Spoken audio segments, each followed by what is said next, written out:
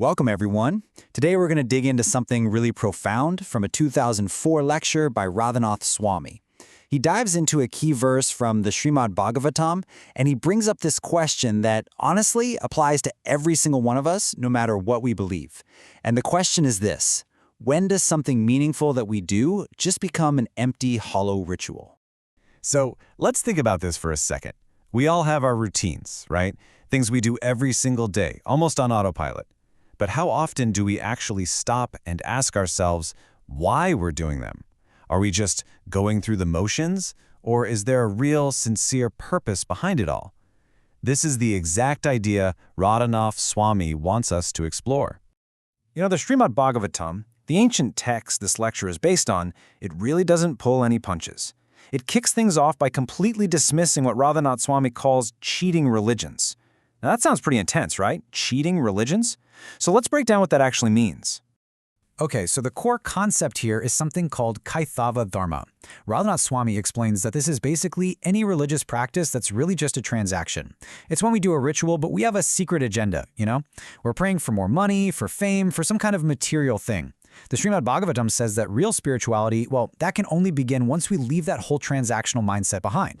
And this really lays it out perfectly, doesn't it? On one side, you have that transactional approach. It's all driven by that question, okay, but what's in it for me? But on the other side, you have pure devotion, or bhakti, and that's all about unconditional, unmotivated love. The focus completely shifts from getting something to sincerely giving your whole heart.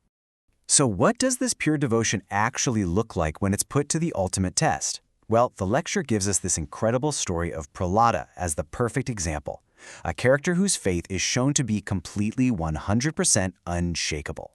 And this quote from the Swami, wow, it gets right to the heart of it. It reveals just how powerful that sincerity is. He says that this kind of pure love is so potent that the Supreme Being willingly becomes a prisoner in the devotee's heart. It's not a relationship based on power or fear, but on this unbreakable bond of mutual love. And when we say Prahlad's devotion was tested, I mean, it's almost unbelievable what this little kid went through. We're talking about a 5-year-old boy, and his own father put him through all of this. But the scriptures say that through it all, Prahlad wasn't just peaceful, he was ecstatic. And why? Because his mind was totally absorbed in love, not in fear for his own survival. And this is the incredible climax of the story. His father, totally enraged, points to his stone pillar and scoffs. "Oh yeah? Is your God in there?" And Prahlad, with just complete childlike faith, says, yes, he is. And to honor that conviction, to protect the words of his devotee, the Lord miraculously bursts out from the solid stone. The story is meant to show that sincere faith can literally transcend the known laws of our physical world. Okay, so on one hand, you have this incredible pure devotion. Now, let's flip the coin. To contrast this, the lecture brings up a really powerful cautionary tale. This is the story of King Riga, who was a very pious, well-intentioned king who still fell right into the trap of empty ritualism. So here's how it all went down for the king. He performs this massive act of charity, giving away thousands of cows. But here's the catch. One single cow wanders back into his herd without him knowing. And then he accidentally gives that same cow away to someone else. For this one tiny, completely unintentional mistake in the ritual, the consequence is just staggering. All his other good deeds didn't matter. He gets reborn as a lizard trapped in a well. And the lesson here is just so powerful, isn't it? When the focus shifts to just perfecting the outside ritual, the whole system becomes incredibly complex and unforgiving. Even a tiny mistake can wipe out mountains of good work. It's the total opposite of Prahlad's simple, heartfelt devotion, which was so powerful it could change reality itself. So this contrast, between the inner feeling and the outer action, it naturally leads to an even bigger question that the lecture tackles.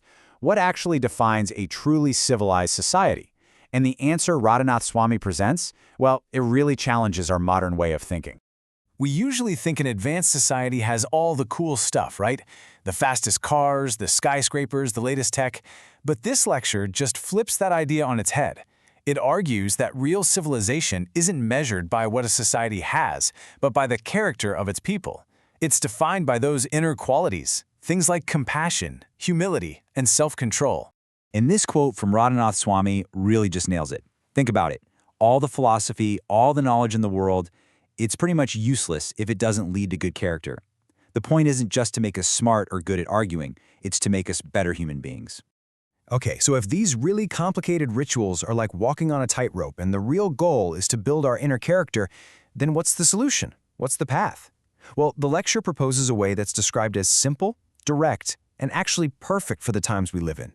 There's this amazing story about a king named Subhaduraya that just perfectly captures this idea. So he was a king, but he was cast out of society for a tiny ritual mistake. The religious experts of the day, their solution was horrifying. They offered him this complex, painful ceremony that would literally kill him in the end. But then he met Lord Chaitanya, who gave him this radically simple alternative. Just forget all those complicated rituals. Simply chant the holy names of God and serve other people. And by following that simple path of the heart, not only was he saved, but he became a celebrated saint. So in the end, everything we've talked about really boils down to this one essential practice. It's presented as the most powerful ritual, the one sacrifice or yagya for our modern age, the sincere chanting of the names of God. This path cuts right through all the complexity, and it's accessible to anyone, anywhere, with no special requirements. And this quote, this is the state of mind that's needed. It's not about putting on a show. It's about cultivating this internal state of being humble, being tolerant like a tree, and giving real respect to others without wanting any for yourself. The lecture explains that when you combine the sincere spirit with the practice, that's when real transformation happens. And that brings us right back to where we started. The story of Prahlada's unshakable faith and the tragic tale of King Nirga's technical mistake, they both point to the exact same truth. It's the intention, the essence behind the action that truly matters. So the question the lecture leaves us with is this. In our own lives, where can we start to focus less on the empty ritual and a little more on the sincere essence?